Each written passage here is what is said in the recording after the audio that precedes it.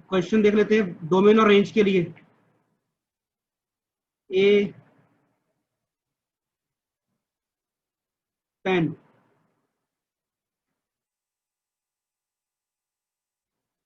और relation are दिया हुआ है, जिसकी डेफिनेशन है कि x is related to y, मतलब x कॉमा वाई टाइप का पेयर बनेगा जब x प्लस 2y का वैल्यू 10 हो जो हो, और जिसमें भी x और y आपका आपको साइट ए से ही लेना है।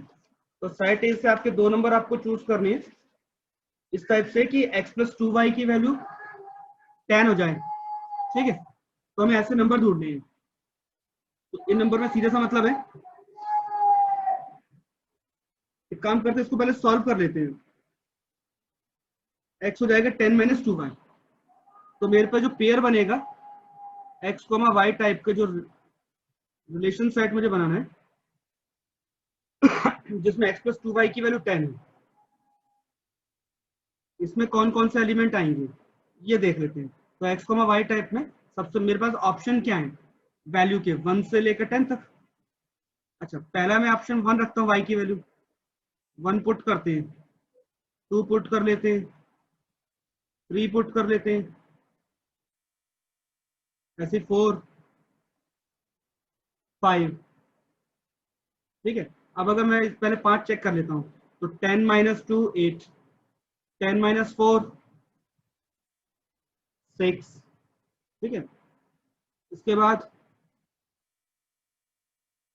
10 माइनस 6 4, 10 माइनस 8 2, और 10 माइनस 10 0। तो मेरा जो आंसर आ रहा है एक्स का वैल्यू वो भी ए में ही मिलना चाहिए ना। इसके बाद अगर मैं जाऊंगा 2 इंटू 6 कर दूंगा तो नेगेटिव वैल्यू आ जाएगी। नेगेटिव तो मेरे पास ए सेट में है ही नहीं, जीरो भी नहीं है, इनफैक्ट जीरो भी नहीं। तो यहाँ से जो मेरे पास वैल्यू आना शुरू हो रहा है वो ए सेट में नहीं मिल रहा है, तो मेरा एक्स का वैल्यू ए में नहीं मिलेगा। इसके बाद का मेरे को प्रोसेस करने मतलब नहीं है, तो मेरे को केवल वाई का मेरे को 4 वैल्यू मिलते हैं, 1 2 3 4, और एक्स का वैल्यू मुझे मिल जाता है 8 6 4 और 2। ठीक है, एक्स वैल्यू मिलता है 8 6 4 2। तो एक्स वैल्यू जब वाई वैल्यू मैंने 1 पुट किया था, एक्स वैल्यू 6, तो वाई का वैल्यू मेरा 2 था, एक्स का वैल्यू 4, वाई का वैल्यू मेरा 3 है, 1 2 3, और एक्स का वैल्यू 2 आया है जब वाई का वैल्यू मेरा 4 है। एक तरीका ये था। दूसरा, अगर मैं इसको वाई के लिए सॉल्व कर लेता इक्वेशन को, तो y इक्वल टू आ जाएगा आपका 10 माइनस एक्स बाई 2। अब इस केस में आप x का वैल्यू सब्स्टिट्यूट कर सकते हैं, 1 नहीं रख सकते, 2 पुट कर सकते हैं, तो x इक्वल टू 2 लेंगे, तो y इक्वल टू आपको ऑब्वियस बात है कितना मिलेगा, 2 पुट करके देख लीजिए 4। x का वैल्यू इसमें अगर हम मान लीजिए 3 पुट नहीं कर सकते, 4 पुट कर सकते हैं, तो 3 आ जाएगा। ठीक है, 5 भी कर सकते, 6 पुट करेंगे तो 2 आ जाएगा, और 1 पुट करेंगे, 1 तो पुट कर ही नहीं सकते ना, 8 पुट करेंगे तो 1 आएगा। तो आप चाहे कैसे भी सॉल्व करें आपके आंसर वही आएंगे फिक्स। तो इसका मतलब रिलेशन सेट में आपके पास 4 नंबर्स मिल रहे हैं, पहला 8 1, दूसरा 6 2, तीसरा 4 3, और चौथा 2 4। ये आपके 4 रिलेशंस आ गए। अब इन्होंने पूछा है डोमेन ऑफ आर बता दीजिए, तो डोमेन ऑफ आर कैलकुलेट कर लेते हैं। रिलेशन सेट हमारे पास आ गया है, तो डोमेन ऑफ आर मतलब पहला एलिमेंट जो आपका रिलेशन में है वो क्या है, 8 6 4 2। चाहे आप इसको अरेंज करके लिख लीजिए, 2 4 6 है, कोई फर्क नहीं पड़ रहा, एलिमेंट है वो तो आप कैसे भी लिख सकते हैं। और range of R, second element का जो सेट आ रहा है 1 2 3 4, वो रेंज ऑफ आर हो गया आपका। ठीक है, तो ये हो गया डोमेन और रेंज। अच्छा, इसका इनवर्स करने को कहा जाए अगर आर इनवर्स, तो आर इनवर्स आपका क्या आएगा, 8 1 1 8 हो जाएगा ये 8 1 का। ठीक है, 6 2 जो है उसका 2 6 हो जाएगा, और ये 3 4 हो जाएगा, नेक्स्ट आपका 4 2 हो जाएगा, तो ये आर इनवर्स हो जाएगा, इसका इनवर्स रिलेशन रिवर्स ऑर्डर में, ठीक है। तो इस टाइप से आप, ये आपका हो जाएगा एग्जाम्पल 5। अब एग्जाम्पल नंबर 6, नेक्स्ट क्वेश्चन।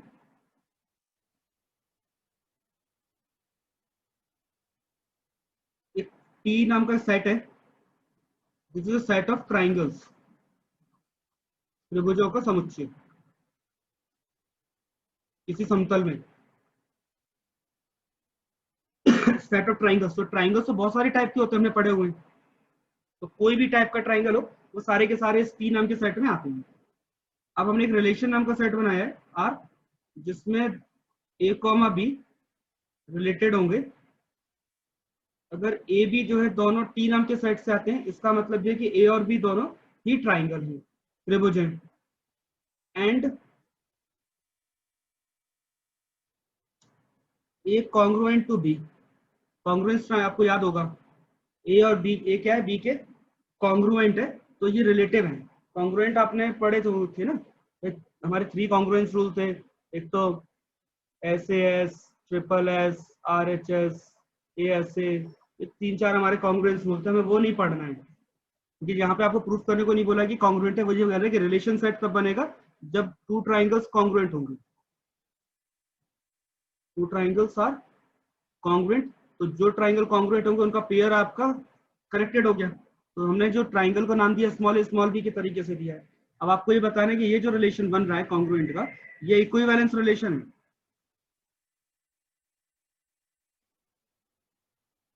तुल्यता संबंध है। अब इक्विवेलेंस रिलेशन है तो इसके अंदर 3 पॉइंट आते हैं। पहला रिफ्लेक्सिव, दूसरा सिमेट्रिक, और तीसरा ट्रांजिटिव। तीनों अपने पॉइंट हमें प्रूव करने हैं। रिफ्लेक्सिव में क्या होता है कि आप कोई एक एलिमेंट आप उठाएंगे सेट में से, जो सेट आपको दिया गया है, फिर आप उस पर खुद पर ही जो रिलेशन है, रिलेशन क्या दिया है, कॉन्ग्रुएंट्स, तो वो रिलेशन है वो आपको अप्लाई करके देखना है क्या वो खुद के ऊपर अप्लाई होता है या नहीं होता है। अगर खुद के ऊपर अप्लाई हो जाता है तो ये रिफ्लेक्सिव है, और ऐसा सभी के लिए होना चाहिए। तो हमने कोई एक एलिमेंट उठाया ए, अब हमें पता है कि कोई भी जो ट्राइंगल होगा वो खुद के कॉन्ग्रुएंट तो होगा ही, खुद के जैसा तो दिखेगा ही। तो हमारा जो ट्राइंगल है वो ए, वो खुद के कॉन्ग्रुएंट तो ऑब्वियस बात होगा, और जब खुद के कॉन्ग्रुएंट होगा तो इसका मतलब है ए कॉमा ए नाम का पेयर बनेगा, और ये आपका रिलेशन में रहेगा, रिलेशन सेट रहेगा। तो इसका मतलब ये रिफ्लेक्सिव रिलेशन हो गया, खुद का खुद से रिलेशन।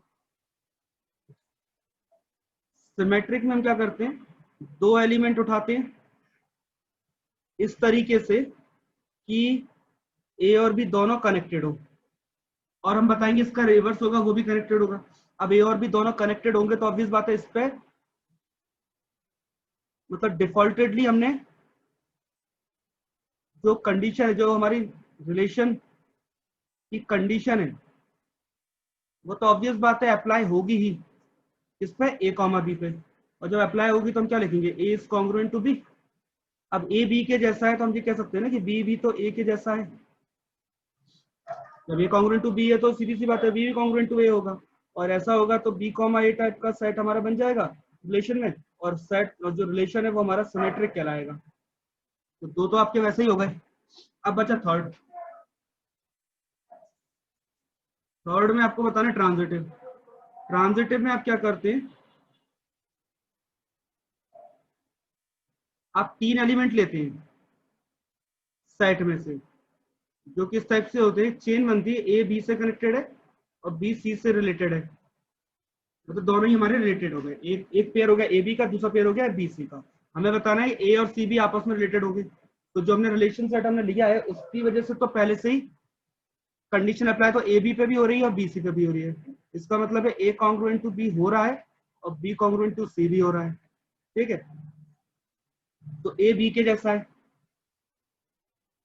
और बी सी के जैसा है, इसका मतलब क्या हुआ, ए सी के जैसा हो गया, और यहाँ से आपके पास पेयर हो गया ए कॉमा सी टाइप का, और इसका मतलब ये है कि ये आपने इसको क्या प्रूव कर दिया, ट्रांजिटिव। तो ये ट्रांजिटिव प्रूफ हो गया आपका। इस टाइप से आपको तीनों कंडीशन आपने प्रूव कर दी, तो ये कंफर्म हो गया कि इक्विवेलेंस रिलेशन बन रहा है। तो आप लास्ट में लिख सकते हैं कि हाँ ये इक्विवेलेंस रिलेशन है। ठीक है, अच्छा एक और देखते हैं, 8th नंबर।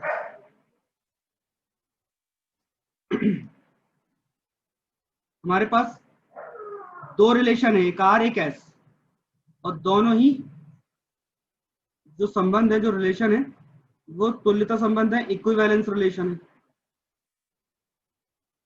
अब इन दोनों से कुछ कॉमन हमने उठाया, तो कॉमन भी एक नया सेट बनेगा, वो भी रिलेशन होगा। ठीक है, अब हम ये प्रूफ करते हैं कि ये भी इक्विवेलेंस रिलेशन होना चाहिए। समझ गए होंगे, एक आर नाम का सेट है जो कि रिलेटेड है इक्विवेलेंस रिलेशन, मतलब तीनों नियम, तीनों रूल फॉलो करता है, रिफ्लेक्सिव, सिमेट्रिक एंड ट्रांजिटिव। दूसरा एस नाम का सेट है, वो भी रिलेटेड है, इक्विवेलेंस है, जो कि तीनों कंडीशन फॉलो करता है। अब इनका इंटरसेक्शन को मुझे बताना है कि क्या ये इक्विवेलेंस रिलेशन में है या नहीं। ठीक है, तुम्हारी तीनों कंडीशन, पहला नंबर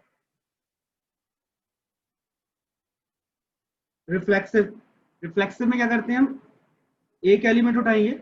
अब सीधी सी बात है, सेट तो आपको दिया नहीं था, तो अपन मान लेते हैं कि आर और एस ये दोनों ही सेट एक्स के ऊपर बने हैं, मतलब सेट एक्स हमने लिया था, एक्स के एलिमेंट से रिलेशन बनाए गए हैं। एक्स नाम का सेट था, एक्स नाम के सेट के एलिमेंट से आर और एस नाम के रिलेशन में बना दिए। तो एक काम करते हैं, हम एलिमेंट हम उठाते हैं एक्स में से। ठीक है, तो पहला एलिमेंट मैंने लिया एक्स में से, इस टाइप से लिया है कि रिफ्लेक्सिव, तो ये जो एलिमेंट होगा आर में भी मिलेगा, और क्योंकि एस नाम का एलिमेंट भी, एस नाम का जो रिलेशन है, ये दोनों ही आपको किससे बन रहे हैं, एक्स से ही बन रहे हैं ना, एक्स के एलिमेंट ही तो है इसके अंदर। तो एक्स कॉमा एक्स नाम का एलिमेंट आपको एस में भी मिलेगा, क्यों, क्योंकि आपने पहले से ही बोल रखा है कि ये इक्विवेलेंस है, और इक्विवेलेंस में 3 नियम आते हैं पहले से ही, ये अलग अलग तौर पे तो दोनों के दोनों पहले से रिफ्लेक्सिव है, आर भी रिफ्लेक्सिव है और एस भी है। और इंटरसेक्शन में क्या आएगा, दोनों का कॉमन, तो एक्स कॉमा एक्स टाइप का एलिमेंट जो है वो दोनों में कॉमन आ गया, और एक्स को एक एलिमेंट तो है नहीं, तो हर एक में आएगा, सभी एलिमेंट आ गए एक्स के। तो इसका मतलब है कि ये जो आर इंटरसेक्शन एस है, ये आपका रिफ्लेक्सिव होगा।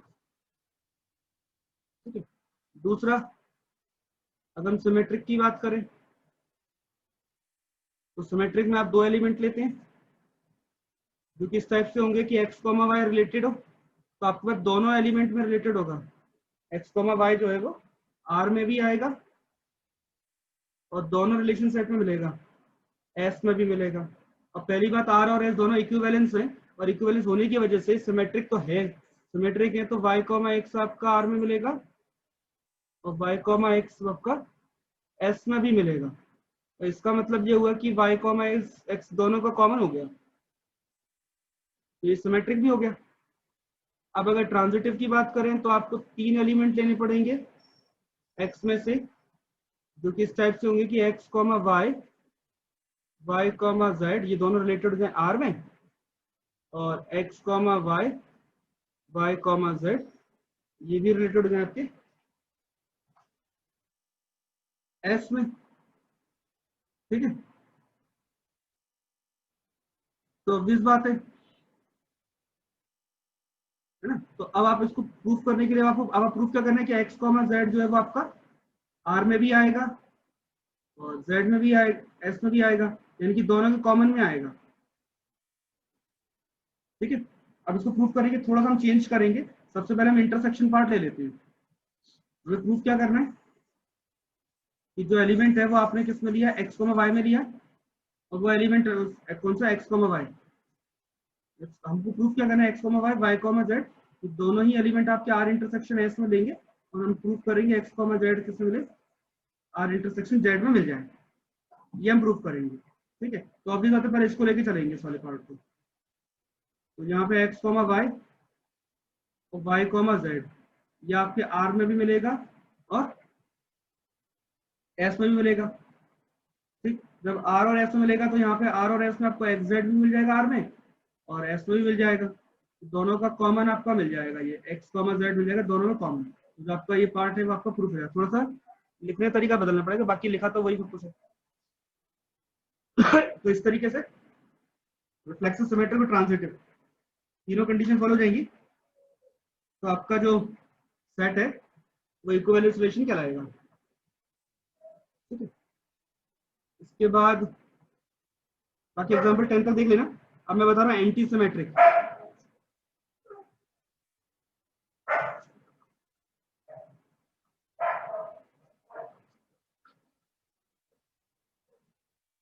एंटी सिमेट्रिक रिलेशन, अब कोई रिलेशन है R किसी सेट A पर, ठीक है, और सिमेट्रिक ऐसा है कि A, B अगर R में है और B, A भी R में, दोनों एलिमेंट आपके कनेक्टेड है, A B से कनेक्टेड है, B A से कनेक्टेड है, सेम रिलेशन R से, ठीक है।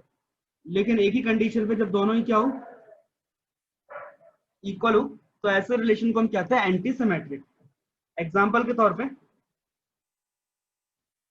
मान लो मैंने नेचुरल नंबर का सेट लिया, सेट ऑफ नेचुरल नंबर, उस पर मैंने रिलेशन बनाया नेचुरल नंबर के सेट से, रिलेशन R, और R रिलेशन मेरा ऐसा है कि दो नेचुरल नंबर मेरे कनेक्टेड होंगे जब x डिवाइड करेगा y को, x डिवाइड करेगा y को, ठीक है। x y को डिवाइड करता है तो ये दोनों रिलेटेड हो जाएंगे। जैसे 2 4 को डिवाइड करेगा तो 2, 4 रिलेटेड हो गया, ठीक है। या 4 16 को डिवाइड कर दे तो 4 16 कनेक्टेड हो गए। तो ऐसे करके ये आपका कनेक्टेड कहलाएंगे, ठीक। लेकिन अब हम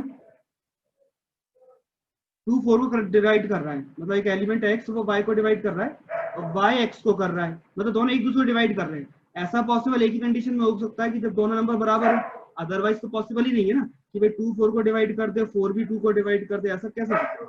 हाँ, 2 2 को कर रहा है तो दूसरा वाला 2 भी पहले वाले 2 को कर देगा, तब जब दोनों ही नंबर मेरे कैसे होंगे, बराबर होंगे। तो ऐसा जो रिलेशन बनता है उसे हम कहते हैं एंटी सिमेट्रिक। ए बी भी मिल रहा है, बी ए भी मिल रहा है, लेकिन कब, जब दोनों बराबर है तभी, ठीक है। ऐसे एक ही केस में होगा, तो ये कहलाएगा एंटी सिमेट्रिक रिलेशन, ठीक है।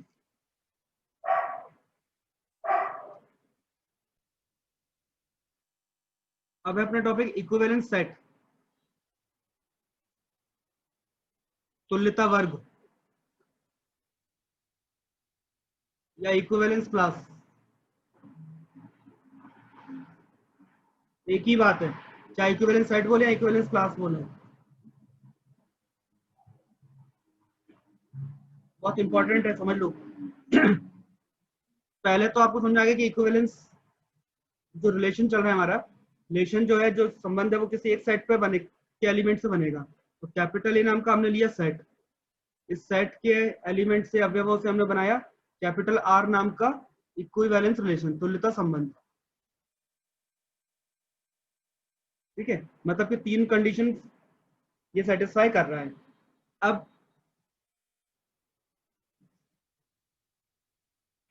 ए सेट में से कोई एक एलिमेंट मैंने उठाया, ठीक है। अब जैसे आर नाम का सेट है, उसमें दो एलिमेंट होते हैं, पहला एलिमेंट भी एक का, दूसरा एलिमेंट भी एक का, दोनों कनेक्टेड हो जाएंगे। अब ए एलिमेंट किस किस से कनेक्ट हो रहा है, वो सारे एलिमेंट का जो सेट होगा, जो कनेक्टेड एलिमेंट का सेट होगा, मतलब ए एलिमेंट मेरा किस किस से कनेक्ट हो रहा है। तो जो ए से रिलेटेड जितने भी एलिमेंट है, ए से रिलेटेड जितने भी एलिमेंट है, उनका अपन एक अलग सेट बना लो, तो हम उसको आइडेंटिफाई कर सकते हैं, ये सारी वैल्यूज केवल एक एलिमेंट ए से कनेक्टेड है, ठीक है। तो हम कुछ ऐसा लिख सकते हैं कि ऐसे सारे एलिमेंट जो आएंगे तो ए में से ही, लेकिन कनेक्टेड होंगे ए से, ठीक है। या उसको ऐसे कहें, एक्स कनेक्ट होगा ए से, ऐसा। तो ऐसे जो सेट होंगे इनको हम लिखेंगे इस टाइप से बॉक्स के अंदर, किससे कनेक्टेड, ए से, ठीक है। और इसको हम बोलते हैं इक्विवेलेंस क्लास, तुल्यता वर्ग, ये कहलाते हैं इक्विवेलेंस क्लास, ये तुल्यता वर्ग। अब हम एक्स आर ए लिखें या ए आर एक्स लिखें, कोई फर्क नहीं पड़ता, क्योंकि रिलेशन हमारा कैसा है, इक्विवेलेंस है आर, तो सिमेट्रिक तो होगा, सममित तो होगा ही है, सिमेट्रिक समित होगा, इसलिए अपन ARX लिखो चाहे XRA लिखो, कुछ फर्क नहीं पड़ने वाला। ठीक है, तो इनको कुछ इस टाइप से लिखा जाएगा, X बिलोंग्स टू, तो कुछ हमारे इस टाइप से लिखेंगे। लिखने का जो प्रॉपर वे होगा वो ये होगा, X is related to A। ये जो हमने लास्ट लिखा है ये प्रॉपर वे है इक्विवेलेंस क्लास को लिखने का। ठीक है, तो ऐसे सारे एलिमेंट का सेट जो A से कनेक्टेड है उन्हें हम कहेंगे इक्विवेलेंस क्लास। तो ये जो सिंबल हमने यूज किया है इक्विवेलेंस रिलेशन के लिए यूज कर रहे हैं। ठीक है, ये रिलेशन यूज करें इक्विवेलेंस रिलेशन के लिए। अब हम एक थ्योरम देख लेते हैं। अब इक्विवेलेंस रिलेशन के लिए यूज करें सिंबल तो सीधी सी बात है, ये रिफ्लेक्सिव भी होगा, सिमेट्रिक भी होगा और ट्रांजिटिव भी होगा। स्वतुल्य, सम्मित और संक्रमक तीनों होगा। ठीक है, एक हम थ्योरम देख लेते हैं पहले तो, कि एक इक्विवेलेंस रिलेशन आपको दिया गया है सेट ए पे, और ए और बी दो एलिमेंट आप सेट ए से उठाएंगे, तब आपको हम दो चीजें प्रूव करने वाले हैं। पहला, ए के क्लास में खुद ए मौजूद रहेगा, मतलब इक्विवेलेंस रिलेशन है ना, इक्विवेलेंस है तो ए का रिलेशन खुद से तो बनेगा ही रिफ्लेक्सिव, तो ऑब्वियस बात है जो जितने भी ए से रिलेटेड वाले एलिमेंट है वो क्लास ए में जाएंगे, तो ए की जो क्लास है उसमें वो खुद रहेगा, हम ये प्रूव करने वाले हैं। और दूसरी बात, ए और बी ये दो क्लास हैं, या तो दोनों में कुछ भी कॉमन नहीं होगा, अगर एक भी एलिमेंट कॉमन हुआ तो दोनों हो जाएंगे बराबर, एक ही है, एक ही एलिमेंट कॉमन हुआ तो दोनों बराबर होंगे, और अगर कुछ भी कॉमन या फिर कुछ भी कॉमन नहीं होगा तो दो में से कोई एक कंडीशन होगी, यानी कि दो क्लास या तो डिसजॉइंट होती हैं, ठीक है, या फिर आइडेंटिकल सेम होती हैं, या तो डिसजॉइंट होंगी या आइडेंटिकल, मतलब एक जैसी हूबहू होंगी, या फिर एक चीज और देख लेते हैं इसमें कि इन सभी क्लासेस का अगर यूनियन कर दिया जाए, ठीक है, तो आपको वापस सेट ए मिल जाएगा। तो ए के एलिमेंट का जितने भी सारी क्लासेस हैं उन सबका यूनियन करने पर, वापस सभी क्लासेस को मिलाने पर, यूनियन करने पर आपको सेट ए मिल जाता है। तो ये तीन चीज हम पढ़ने वाले हैं, तो एक बस यही थ्योरम करेंगे, इंपॉर्टेंट, इसका प्रूफ देख लो। पहला नंबर, पहले देखो डेफिनेशन। डेफिनेशन क्या कहती है, ए की क्लास की वो ये रही, ये डेफिनेशन है। ठीक है, अब क्योंकि पहली बात सिमेट्री रिफ्लेक्सिविटी से, सम्मितता से, सॉरी रिफ्लेक्सिविटी से, स्वतुल्यता से हम ये बोल सकते हैं कि ए एलिमेंट खुद से कनेक्ट होता ही है। जब जो भी एलिमेंट ए से कनेक्ट होते हैं, ठीक है, वो सारे के सारे किस में जाते हैं, क्लास में। तो यहाँ पर ए से कौन कनेक्ट हो रहा है, ए स्वयं, तो इसका मतलब ए किस में जाएगा, क्लास ए में। तो पहला तो डायरेक्ट ही प्रूफ है। सेकेंड नंबर, कंडीशन ये है कि या तो डिसजॉइंट है या आइडेंटिकल है, या तो इनमें कुछ भी कॉमन नहीं है, कॉमन है तो दोनों हो जाएंगे बराबर। चलो फिर काम करते हैं, कॉमन, अब मान लेते हैं कि ये कॉमन नहीं है, इसमें मतलब कुछ ना कुछ तो खाली नहीं है, कॉमन पार्ट कुछ ना कुछ तो है। अगर कुछ ना कुछ है तो एक काम करते हैं, इसमें एलिमेंट सी आएगा, ऐसा मान लेते हैं इसमें एलिमेंट आ रहा है सी। अब सी एलिमेंट, सीधी सी बात है, सी एलिमेंट जो है वो ए में भी मिलेगा और सी एलिमेंट आपको बी में भी मिलेगा। इसका मतलब सी जो है दोनों से कनेक्टेड है,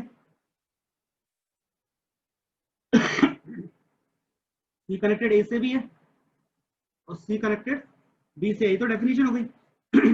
अब सी का कनेक्शन दोनों से है तो बाय सिमेट्रिक में ऐसा लिख सकता हूँ, ए कनेक्टेड टू सी, और इसको एज इट इज रहने देते हैं, ए सी के कनेक्शन में है और सी जो है वो बी के कनेक्शन में है, तो बाय ट्रांजिटिव में ऐसा लिख सकता हूँ, इक्विवेलेंस रिलेशन फॉलो करता है तो हम लिख सकते हैं।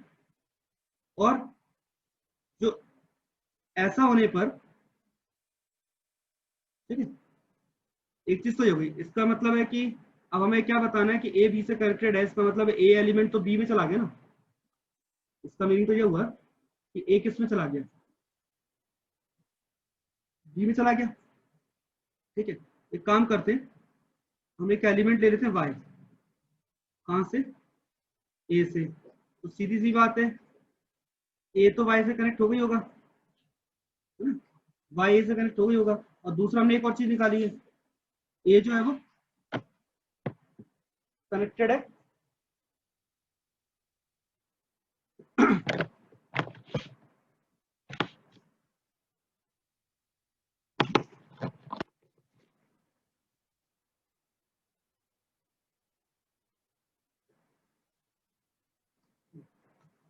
ए जो है वो कनेक्टेड है अपना बी से, वाई कनेक्टेड है ए से, और ए कनेक्टेड है मेरा बी से। इसका मतलब वाई कनेक्टेड बी से हो जाएगा। जब वाई बी से कनेक्ट होगा तो वाई एलिमेंट मेरा किसमें मिला, बी में। अभी पहले वाले से तो मेरा केवल ए एलिमेंट जा रहा था ना बी में, लेकिन अब मैं बता सकता हूँ वाई एलिमेंट बी में जा रहा है। इसका मतलब वाई तो कोई भी एलिमेंट हो सकता है ना, ए के अलावा। ए के अलावा एलिमेंट हमने लिया था वाई, तो इसका मतलब वाई तो कोई भी एलिमेंट बी में चला गया। और एलिमेंट हमने उठाया वाई में से था, मिला बी में, तो हम डायरेक्टली क्या कह सकते हैं कि ए जो है वो सबसेट हो जाएगा बी का। अब इसका अपोजिट पार्ट भी प्रूव कर लेते हैं। ठीक है, अब इसका अपोजिट भी प्रूव कर सकते हो, ए सबसेट है बी का, इसका अपोजिट भी प्रूव कर सकते हैं हम कि वाई हम ले लेते हैं बी में से। तो सीधी सी बात है, वाई कनेक्टेड होगा बी से और ए कनेक्टेड है बी से, तो हम इसको लिख सकते हैं कि y कनेक्टेड है b से और b कनेक्टेड है a से। तो ट्रांजिटिविटी की वजह से y कनेक्टेड हो जाएगा a से। इसका मतलब y एलिमेंट चला गया a में। अब एलिमेंट आपने b से उठाया, a में मिला, तो इसका मतलब b सबसेट हुआ a का। अब यहाँ से प्रूफ हो गया कि दोनों सेट हमारे बराबर हैं। यानी कि आपने क्या लेके चले थे कि इनमें कुछ ना कुछ तो कॉमन है, एक ही एलिमेंट कॉमन मान रहे थे आप, कुछ ना कुछ तो कॉमन है, तो इसका मतलब ये आइडेंटिकल हो गया, दोनों बराबर हो गए। ठीक है, और जब दोनों में कुछ कॉमन है ही नहीं तो कुछ प्रूफ ही नहीं करना है, तो पहले से ही है प्रूफ। अब तीसरा पॉइंट लास्ट, कि अगर सभी क्लासेस का मैं यूनियन कर लेता हूं तो मेरा जो सेट बनेगा वो ए बनेगा। एक काम करते हैं, इसको अपन यूनियन को अपन मान लेते हैं सेट को पी। तो ऑब्वियस बात है पी जो सेट है वो सबसेट तो है ए का, क्योंकि सारे एलिमेंट यूनियन करने पे आएंगे तो एक ही हम मान लेते हैं कि ए के एलिमेंट है। अच्छा, कोई भी ए एलिमेंट अगर हम चूज करते हैं तो उसकी जो क्लास है वो मिलेगी तो आपको किसमें, सबसेट होगी एक ही। अब एक ही सबसेट होगी तो हम ऐसा कह सकते हैं ए एलिमेंट आपने ए से लिया है और ए एलिमेंट आपका क्लास में भी मिला है। ठीक है, इसका मतलब ये है कि ए एलिमेंट आपका किस में मिलेगा, जो क्लास में मिलेगा, तो क्लास के सारे एलिमेंट किस में जा रहे हैं, पी में। तो आपने जो एलिमेंट आपने उठाया कहां से था, यहाँ से देखो सेकंड पॉइंट से, कि आपने उठाया कहां से था, ए से, और मिला कहां पे, पी में। इसका मतलब क्या हुआ, ए सबसेट हो गया पी का। और ये तो बाय डिफॉल्ट है, तो बाय डिफॉल्ट ही है, तो हो गई। ये वाला पार्ट आपने प्रूफ करके देख लिया। ठीक है, तो सीधी सी बात है कि दोनों पॉइंट को कनेक्ट कर लो, कि इसका मतलब क्या होगा, P इक्वल टू ए, यानी कि यूनियन ऑफ। ठीक है, तो ये आपका प्रूफ हो गया कंप्लीट।